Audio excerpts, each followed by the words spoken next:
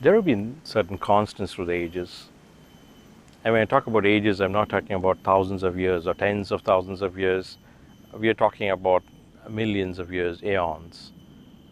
And what are these constants? The skies, the stars, and of course, the one unmissable constant, which is this blazing ball of light, the sun. And for our earliest of ancestors, this blazing ball of light, which punctuated the days and nights, the seasons, and the years, must have created a sense of awe and wonder at a very visceral level, because the sun was the one that made the plants and trees grow. The sun is the one that made the plants and trees give food. The sun was the one that dispelled the cold winters, and the sun was the one that gave life. And so it was not a surprise that this blazing ball of light was seen as one that had all the qualities of the divine. It had the quality to give life to the humans. And hence, the sun was the first god of man. It is hence not a surprise to see sun being worshipped by different civilizations, different ancient civilizations across the globe. The ancient Egyptians, the pre-dynasty Egyptians, they worshipped the sun as Atum. And Atum later was personified as Ra. And Atum is portrayed in their sacred art through the ages. And similarly, if you were to go to Mesopotamia, they also worshipped the sun. We know even later Assyrians worshipped the sun. But the early Mesopotamians worshipped the sun as Shamash. And if you were to go to the other end of the globe, the South Americans, the Incas worshipped sun as Inti. And we do know something about how the Incans offered a very bloody human sacrifice every single day to appease the sun. So it at least tells us how important the sun was to the ancient Incans. And if you were to go to Armenia, for instance, Armenians, of course, believed sun was so important that they believed they descended, or they're the children of the sun. And sun was called Arev, and hence they are called Armenia and they are called Armenians. So one can see that it was very natural to worship sun as the first form of divinity. And it was no different in India as well. So in India, from the most ancient times, from Vedic times, sun was worshipped as Surya. And the sun worship was even more detailed, or very subtle nuances were looked into and worshipped as well. So sun was worshipped in various forms because they noticed that the sun in summer seemed to have different qualities as against the sun in winter. Then if you were to closely observe, the sun seems to be slightly different in each season. So eventually the sun took 12 forms, and the forms of the sun are called the Adityas. And each Aditya has his own specific form and his own unique attributes, and they were worshipped in those specific forms, and they were seen, these Adityas were seen as the givers of light, and they were also seen as eventually the upholders of law, and hence Dharma itself. So who were the Adityas, and what's the lineage, and what's the antecedents? Now, the Adityas draw their name from their mother Aditi, and Aditi was one of the 13 daughters of Daksha. Now, Daksha was one of the sons of Lord Brahma, and he is considered to be a Prajapati, which means he was one of the creators of the world, and he had the ability to create, and hence the word literally means also to be competent, one of the meanings of the word Daksha. But of course, like I was mentioning in the early episode, invariably there are cues in every little thing. If you were to look a little closely, Daksha sounds very close to a word that we normally recognize pretty easily, which is Dakshina. Dakshina, we know, is either to you give dakshinas or receive dakshina, which means it's to give a gift. Now that has again a very interesting relationship, or it leads us on to something else.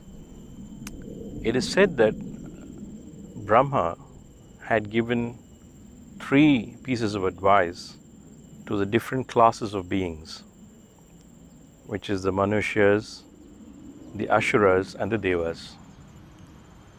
For us Manushas, what he said was dha as in dana, which is to be generous and to do charity, not hold everything to ourselves and not hoard. So his injunction to humans or Manushas was dana. As for Asuras, he said daya. Daya means compassion, being sensitive to others, and of course in the extreme not being violent to others. So it was daya for the Asuras. For the Devas, it was dhamma. Dhamma means control, not overindulge. So you had dana, then you had daya, and you had dhamma, and of course you also have dakshina coming from Daksha. From an astrology point of view, what does it all point to? It points to the 12th house. The 12th house is the house of liberation and of course freedom coming from that liberation. So if one were to really want that freedom and liberation, the cues that Lord Brahma has given is to simply do these 3 things. That was a small digression. Now coming back to the lineage. So Daksha's daughter was Aditi, and Aditi was married to Kashyapa. Kashyapa is one of those legendary rishis, and he is considered to be one among the Sapta rishis, or the 7 primary rishis who came in the early ages in time, in the early yugas. And Kashyapa Maharishi is mentioned in the Rig Veda. He is also mentioned in the Atharva Veda. In fact, in the Atharva Veda, he is spoken about as someone who is self-taught. Again, a small digression there from an astrology point of view. The ability to be self-taught comes from what we call as the Dhimanta Yoga. Like you heard of Srimanta, that's a usage. Someone who's very wealthy and prosperous. Dhimanta is someone whose Dhi Shakti or intelligence is very, he's fully endowed or she is fully endowed with that intelligence. So perhaps he had Dhimanta yoga as well. So he was self-taught. And Kashyapa, he is the one who has fathered the various classes of beings with the many daughters of Daksha, all the 13 daughters of Daksha. So the Manushyas, of course, the Yakshas, the Asuras, the Devas, the Dravidas, and so on, the many classes of beings. And Kashyapa has also got a very interesting cue there, because Kashyapa also literally means turtle in Sanskrit. So then the question is, has that got something to do with the turtle or Kurma avatar of Mahavishnu? We'll look at that at a later episode, because one of the cues that we get is in terms of the Adityas itself, the 12th Aditya, who is called Vishnu. Then there's another cue that we get from Kashyapa, a very interesting one. Kashyapa Mir or Kashyapa Meru. If you take it as Kashyapa Mir, it is a huge lake of Kashyapa. If you take Kashyapa Meru, it's one of the sacred mountains of Kashyapa. And hence he is associated with what we today recognize as the land of Kashmir.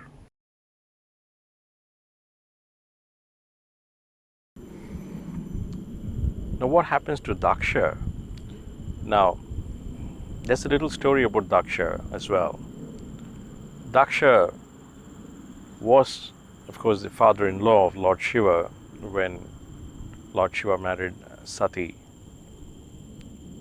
And Daksha, given his huge sense of ego, had an issue with his son-in-law and didn't invite him to the yagnas that he was performing.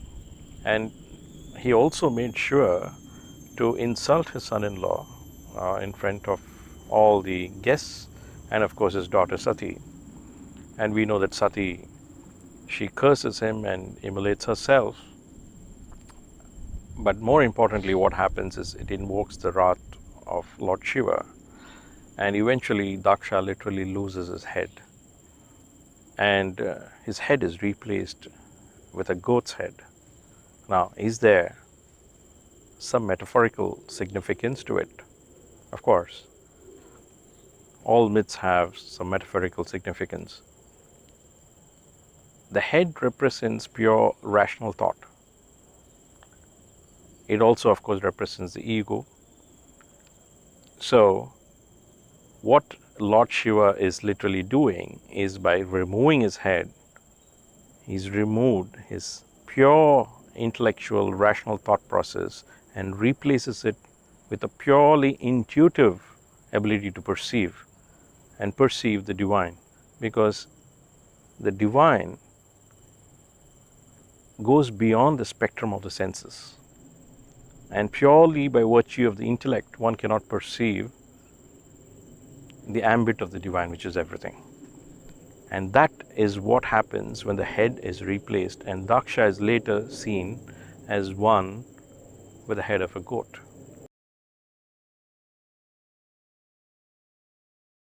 So what's the nature of the Adityas? The Adityas, like I was mentioning earlier, are essentially the forms of the sun, and the sun is the one that punctuates the days and nights and the seasons and the years, and hence is bringing a sense of rhythm and order and predictability. So hence, one of the first things that the Adityas do is that the Adityas are upholders of the eternal law of Dharma, and hence they also become the debt extractors. Of course, they provide the light and they nourish all beings, they protect all beings, they provide all beings, and they also give in the sense of the adherence to the eternal laws. They also govern the order in relationships. the order in nature and the universe, and hence it is from this sense of rhythm and predictability that the sun gives us, we draw comfort in it, and we internalize that sense of rhythm as discipline, as a way in which we relate to nature. And this is of course expressed in a very explicit way outside, and also we have implicit sense of order and rhythm that gives us the comfort eventually, and also it makes us resonate with the universe. And in terms of the Adityas, now I was talking about 12 Adityas, but if we were to really look at it, it was not always 12 as mentioned in the scriptures. They were variable numbers, like the early Rigvedic text, there were about 8 Adityas, and later in the Puranas, in the Vishnu Purana and the Atharvaveda, it was eventually mentioned as 12 Adityas. But we can see the thing is a gradual evolution in terms of the deities that came to be recognized as Adityas. But the 12 forms of the sun, of course there are 12 forms of the sun, and they are the 12 Adityas that we know right now. In terms of the antecedents of the Adityas are said to be from the previous Manvantara. We will of course talk about the cosmology in detail later in the series, but you can at the moment take in this huge spans of time where you have a series of these 4 sets of yugas coming in. So in the previous Manvantara, which was called the Chakshusha Manvantara, there were deities called the Tushitas, and as that Manvantara was coming to an end, the Tushitas decided to be born as Adityas in our current Manvantara, which is called Vaivashvata Manvantara. So the Tushitas decided to be born to Aditi and take and play the role of the Adityas, and hence this brings a link to the previous Manvantara, where these deities are now playing the role of Adityas.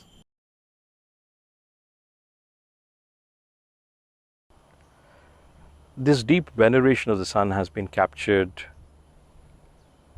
in the Vedas, right from the Rig Veda and all the other scriptures, of course, in very poetic form, where the glory and the dazzling power of the sun has been spoken about.